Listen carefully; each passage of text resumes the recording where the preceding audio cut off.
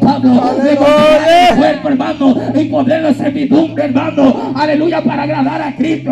Es tiempo de tomar la cruz cada día, de morir a nosotros mismos, hermano, para que el Espíritu Santo se pueda manifestar a través de nosotros. Cuando dice gloria a Dios esta noche, gloria a Dios, aleluya. Jesucristo dijo: si tuvierais fe como un grano de mostaza, diré a aquellos montes que se muevan a la mar y se moverán. Por cualquier necesidad queremos quejarnos, hermano, queremos dudar. Por cualquier desierto que estamos atravesando, por cualquier circunstancia, hermano, queremos, aleluya, retroceder. Pero la Biblia dice: no somos de los que retroceden, sino somos los que avanzamos para salvación de nuestra alma.